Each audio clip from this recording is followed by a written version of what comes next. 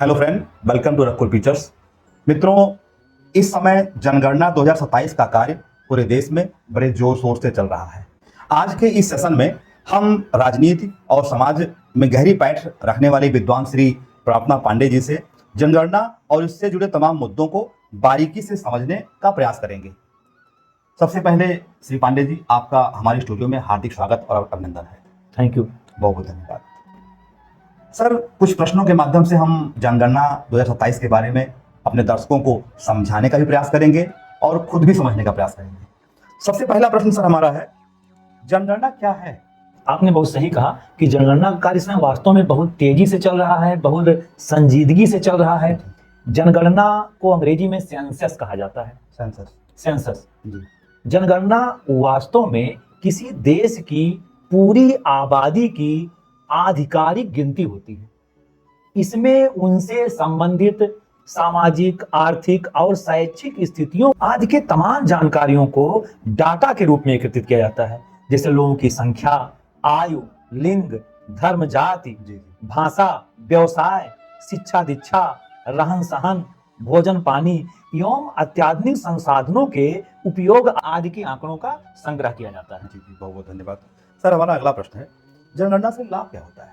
हाँ, ये आपका बड़ा अच्छा क्वेश्चन है। वास्तव में जनगणना से जो लाभ है, सरकार द्वारा देश के लिए कल्याणकारी योजनाएं बनाने में, फ्यूचर पॉलिसी मेकिंग में, शिक्षा, स्वास्थ्य, रोजगार, सड़क, बिजली, पानी, गरीबी उन्मूलन, आवास, राशन, सेना, सुरक्षा जैसे जरूरी बुनियादी सुविधाओं आदि से संबंधित योजनाएं बनाने के लिए जनगणना डेटा की बहुत महत्वपूर्ण भूमिका होती है। जी, बहुत बहुत अच्छा।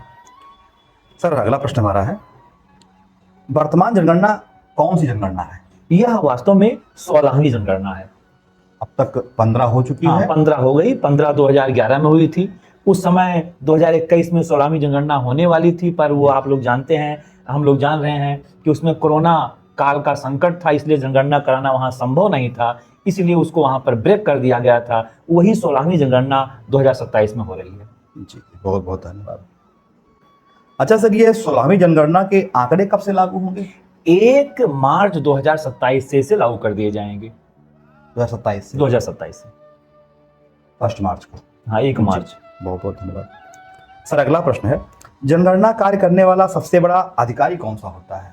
ये भारत का जनगणना आयुक्त होता है, जो इस समय मृत्युंजय कुमार नारायण जी हैं। जी। सर, अगला प्रश्न हमारा है, भारत की प्रथम जनगणना कब हुई थी? भारत की जो प्रथम जनगणना थी वो अंग्रेजों के काल में हुई थी। 1872 को लॉर्ड मेयो के काल में हुई थी और व्यवस्थित और नियमित जनगणना 1881 में लॉर्ड रिपिन के काल से शुरू हुई थी, जो प्रत्येक 10 वर्षों में उसी के अनुक्रम में आज भी हो रही है।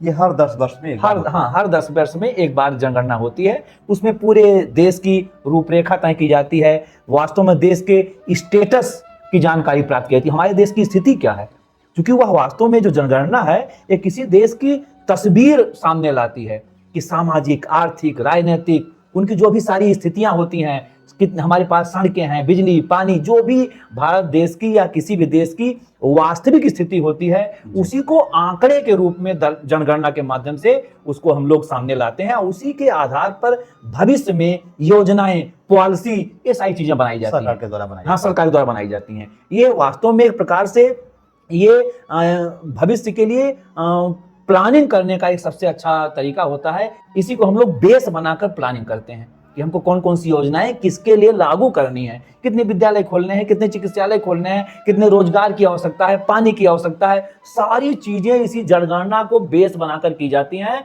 हमारे पास किन चीजों की स्थिति क्या है, हम भविष्य में क्या करना चाहते हैं, किसके लिए करना चाहते हैं, सारे आंकड़े इसी को बेस बनाकर किए जाते हैं। जी, बहुत बहुत धन्यवाद सर, बहुत गहराई से जानकारी मिली। सर, अगला प्रश्न है, क्या भारतीय जनगणना को संवैधानिक एवं कानूनी अधिकार प्राप्त है? बिल्कुल प्राप्त है। भारतीय संविधान के अनुच्छेद 246 में और 7वीं अनुसूची में इसे दर्ज किया गया है कि जनगणना के बारे में विस्तार से चर्चा की गई है और उसी को बेस बनाकर 1948 में भारतीय जनगणना अधिनियम बनाया गया है। जी, बहुत बहुत धन्यवाद। सर, अगला क्वेश्चन हमारा है कि 16वीं जनगणना की प्रमुख विशेषताएं कौन कौन सी हैं? हाँ, इस बार जो भारत की जो जनगणना की जा रही है, 16वीं जनगणना है, यह वास्तव में प्रथम पूर्णतः डिजिटल जनगणना है, पेपरलेस जनगणना है। 1931 के बाद पहली जातिगत आधारित जनगणना है ये। इस जनगणना में ऑनलाइन सिस्टम से मोबाइल और टैबलेट से भी पूरे कार्य किए जा रहे हैं। सेल्फ इन्यूमरेशन अर्थात स्वगणना, इसमें यह व्यवस्था दी गई है कि प्रत्येक नागरिक अपनी जनगणना स्वयं ऑनलाइन तरीके से कर सकता है। इस जनगणना का जो आदर्श वाक्य है, जनगणना से जन कल्याण तक, इसका जो शुभांकर रखा गया है वो प्रगति और विकास। इसमें कुल 30 लाख सरकारी कर्मचारी लगाए गए हैं। 11,718 करोड़ रुपए का बजट इसमें दिया गया है इस कार्य को करने के लिए, इस जनगणना के लिए। जी जी। यह जनगणना वास्तव में 2 चरणों में पूरी की जा रही है। जो पहला चरण है वो 22 मई से 20 जून तक। इस चरण में मकानों का सूचीकरण, मकानों की गिनती सहित कुल 34 क्वेश्चन नागरिकों से पूछे जाएंगे जी। और जो द्वितीय चरण होगा वह फरवरी महीने से शुरू होकर फरवरी महीने का लास्ट 28 फरवरी तक वह चलेगा, जिसमें पॉपुलेशन इन्यूमरेशन होगा अर्थात लोगों की गणना होगी, जिसमें उनकी संख्या, आयु, लिंग, जाति, धर्म, व्यवसाय, शिक्षा, वैवाहिक स्थिति आदि की गणना की जाएगी। उसके बारे में जानकारियां प्राप्त की जाएंगी और 1 मार्च 2027 से इस जनगणना के डेटा को सार्वजनिक कर दिया जाएगा, उसी दिन लागू कर दिया जाएगा।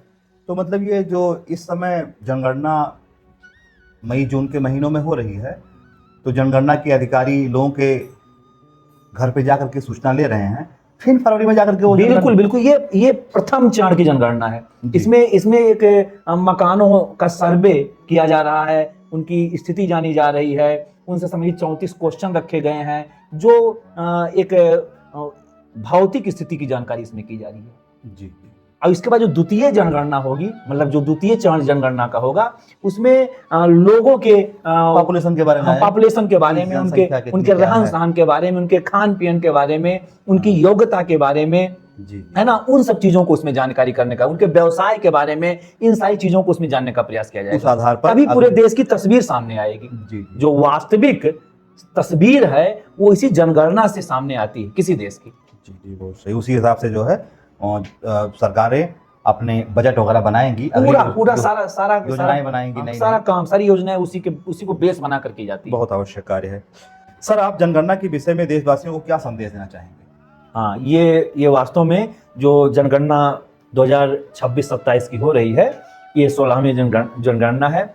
हमारा जो देशवासियों के लिए एक स्पष्ट संदेश है, सभी लोगों को इस जनगणना के महाअभियान में बढ़ चढ़कर हिस्सा लेना चाहिए और जनगणना कर्मियों का स्वागत करना चाहिए। जी जी, बहुत महत्वपूर्ण कार्य कर रहे हैं वो। और बिना डरे हुए सही सूचना देनी चाहिए। इतनी गर्मी के मौसम में वो हर दरवाजे पे धूप में और जा रहे हैं, कितनी समस्याएं हो रही हैं। बिल्कुल बिल्कुल बिल्कुल, बहुत महत्वपूर्ण कार्य कर रहे हैं वो। जब तक आप सही सूचनाएं नहीं देंगे, हमारे पास या देश के पास सही आंकड़े नहीं आ पाएंगे। अगर सही आंकड़े नहीं रहेंगे तो हम भविष्य में जो योजनाएं बनाएंगे वो सही रूप से लागू नहीं हो पाएंगी। आंकड़े जब में तथ्य गलत रहेंगे तो योजनाएं कैसे अच्छी बन सकती है। इसलिए बगैर डरे हुए, बगैर किसी भय के आपको सही सूचना हमारे जनगणना कर्मियों को साहस देना चाहिए।